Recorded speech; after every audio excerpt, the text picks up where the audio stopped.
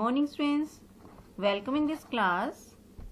This video is for class 8 subject social science as we are studying about civics chapter 7 understanding marginalization. It is the third lecture of this chapter. Actually it is the summary lecture, and in this lecture we will recapitulate all our previous topics. So the topics which are to be recapitulated today: first one, meaning of social marginalization; second, who are Adivasis; Adivasis and stereotyping; Adivasis and development; marginalizations and Muslim communities; and in last, some question answer will be assigned to you as homework. So let's start today's discussion. Yes, our first topic, meaning of marginalization. Yes friends, as I told in our previous lecture also, that marginalization is the process of making a group or class of people less important or relegated to a secondary position.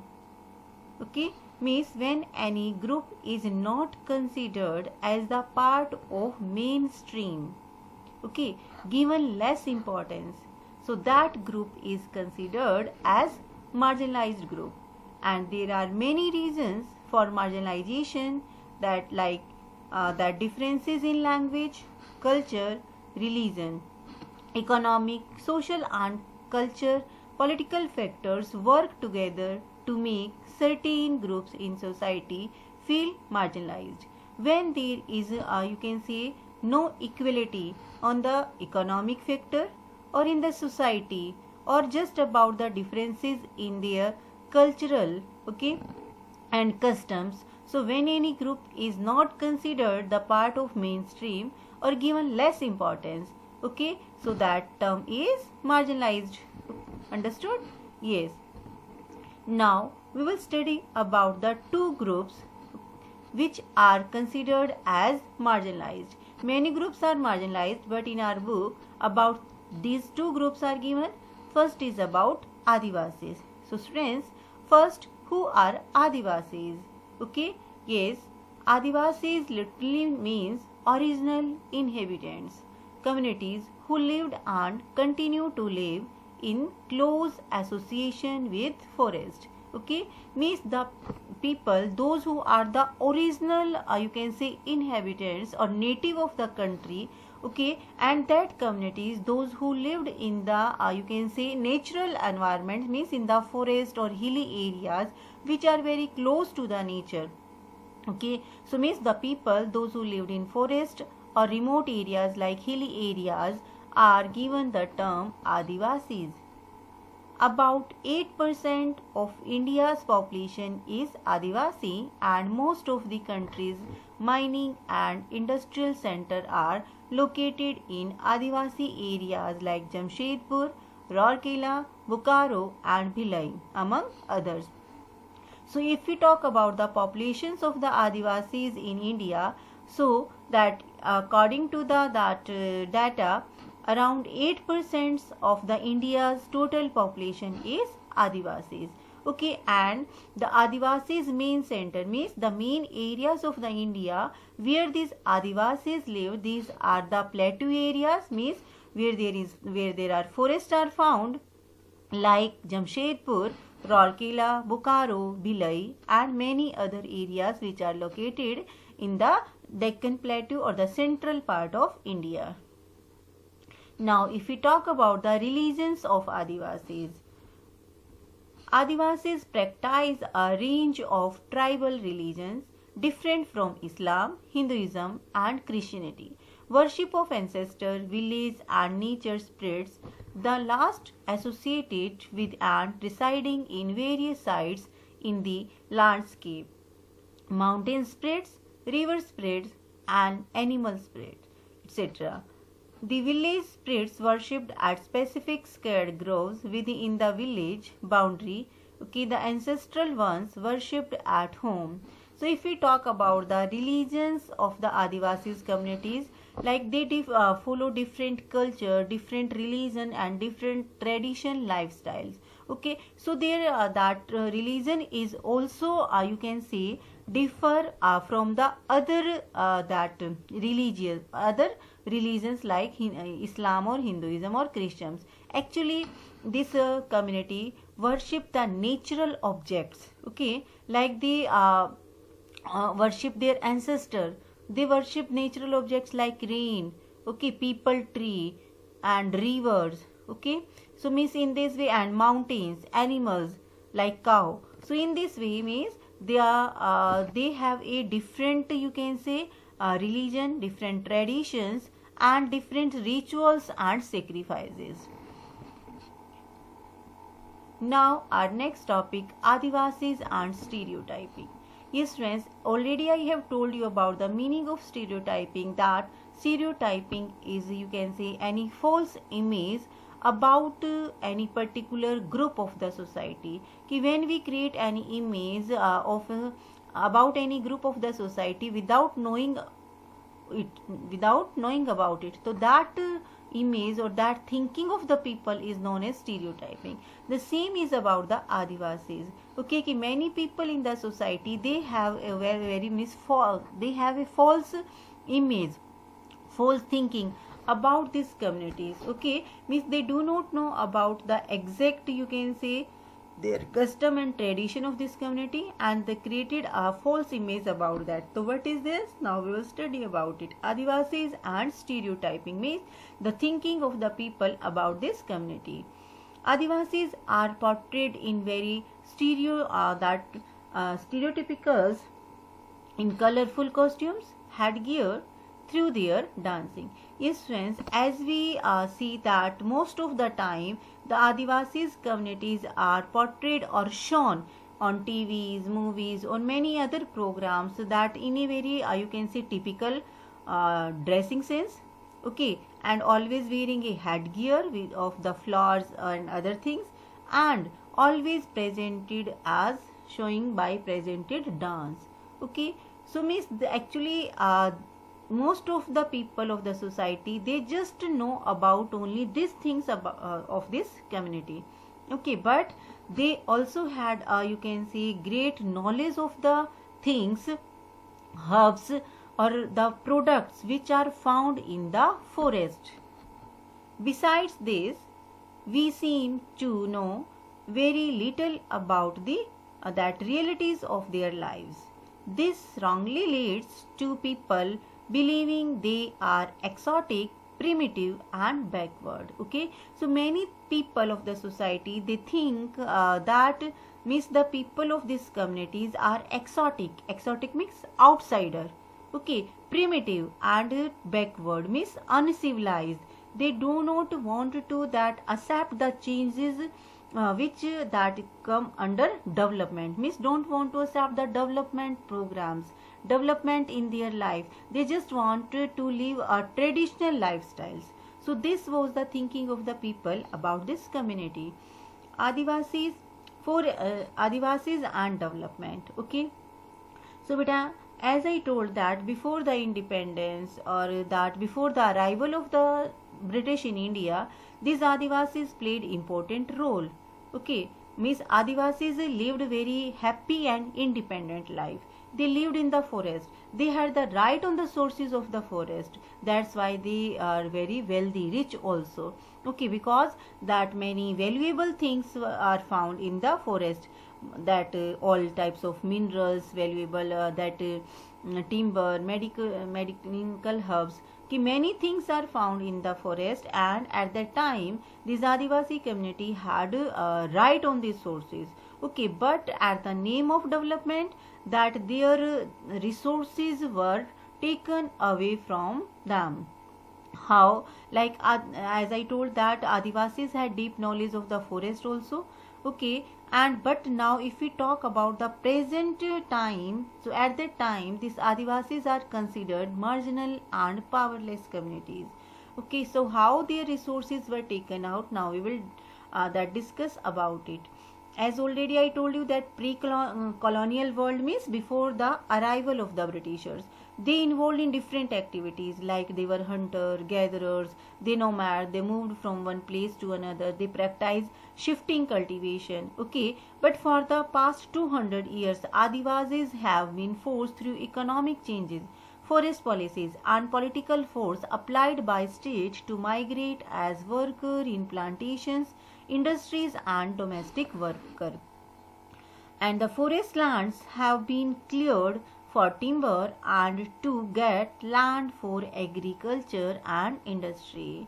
Okay, so means there the forest land, or you can say the homelands of the Adivasis, was taken away from them, means by agriculture purpose. Okay, and some part of this forest are used to build dams.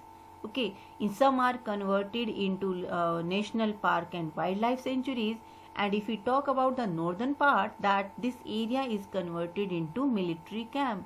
Okay, so means their homeland was taken away from them for you can say different purposes, for the building, for set up industries, for agriculture purpose, for making dam. Okay, and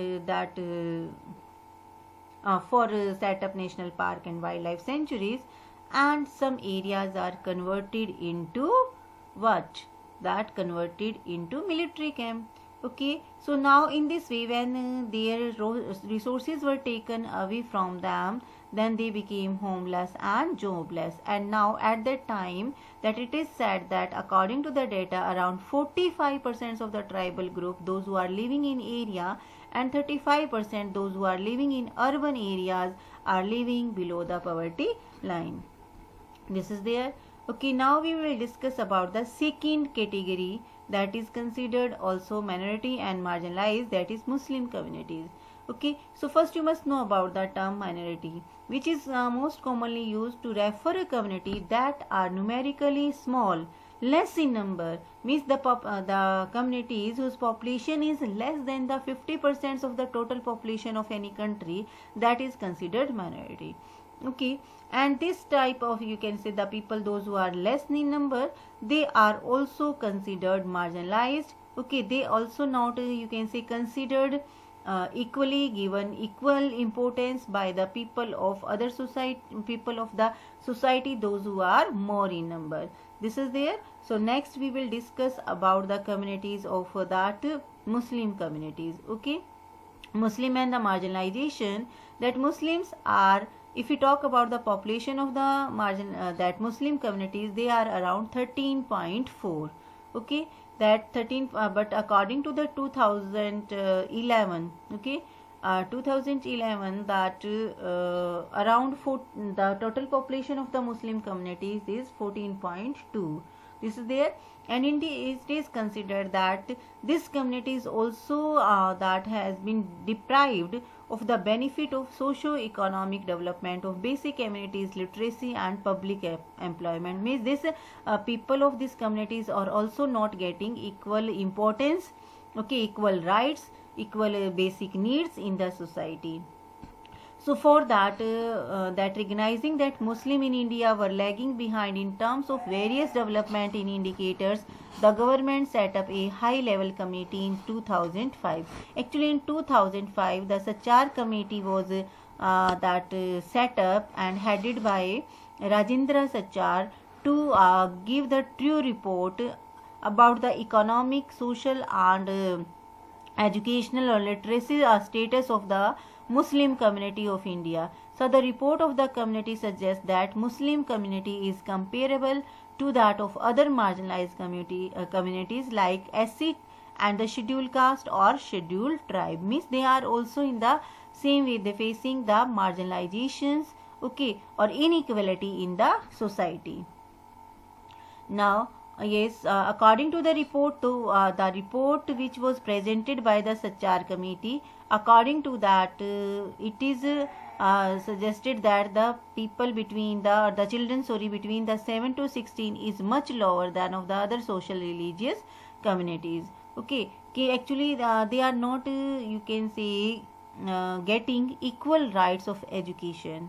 Okay, Muslim custom practice such as wearing burqa, fez make them different from other. Because of this, they tend to be identified differently, and some people think that they are not like rest of us. They often becomes an excuse to treat them unfairly. Earlier, I also told you that in the starting of the chapter that the main reason for the marginalization that difference in religion, language, and culture. The same that happen with the society, because the people of the Muslim communities, they have different lifestyle, different dressing sense, different language, religions. So that's why these reasons make them marginalized group in the society and community. The social marginalization of Muslim in some instances has led to their migration from places where they have lived, often leading to the ghettoizations of the communities. Actually, ghettoizations means that any community that where the people of you can say the people those who follow same religion or culture, okay, have more in number. Okay, the majority of the people, those who have common faith, common religion, or common culture. So in this type of society, the people those who are less in number or that belong to other religion and communities, so they face this type of marginalization. They are not considered the part of that society, not get equality. Okay, they always face discrimination, or you can say the domination of the majority people. This is there.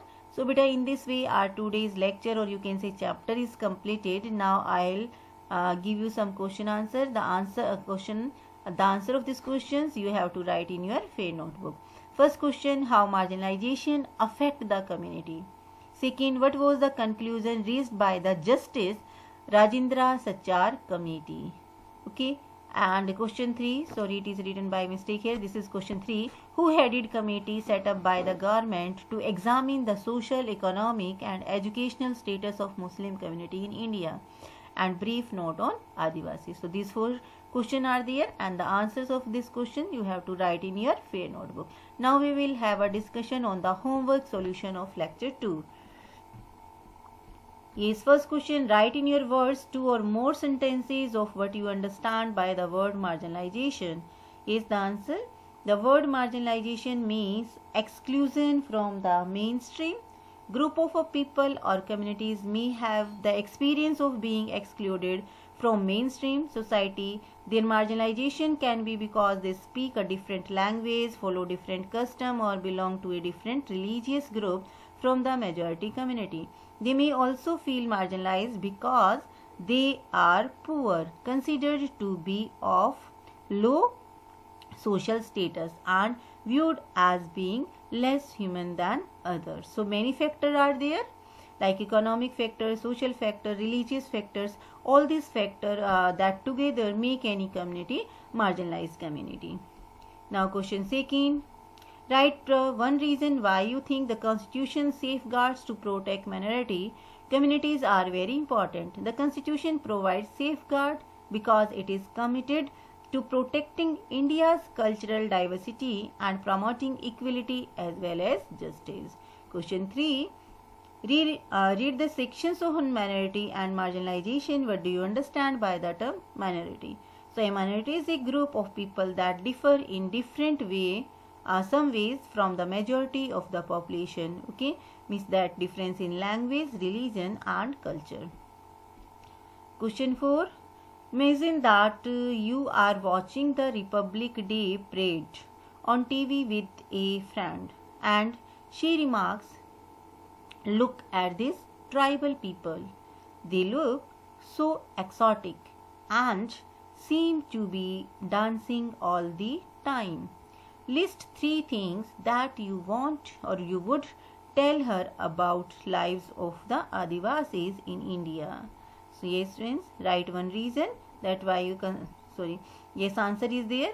Around 8% of the India population in Adivasi, and many of India's most important mining and industrial centers are located Adivasis area: Jamshedpur, Rourkela, Bokaro, Bhilai, among others. Second things which you want to tell to your friend: Adivasi are not a homogeneous population. There are over 500 different Adivasis group in India. Third things which you want to tell, Adivasis practice a range of tribal religions that are different from Islam, Hinduism and Christianity. Adivasis have their own language which have often deeply influenced the formation of mainstream Indian languages like Bengali. Understood? Yes. Now question 5th. Would you agree with the statement that economic marginalization and social marginalization are interlinked? Why? Yes, economic marginalization and social marginalization are interlinked. Marginalization implies having a low social status and a consequent lack of access to education and other resources. Social marginalization, as seen in the case of Muslim community, is based on how their tradition, culture and dressing make us identify Muslim as different from us. This sometimes leads to unfair inequality on the basis of religious differences. As a result, minority groups may find it difficult to rent houses that procure jobs or even send their children to schools. This is economic marginalization. Thus, the two are interconnected.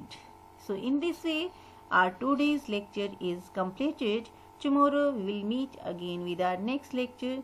Thank you. Have a nice day.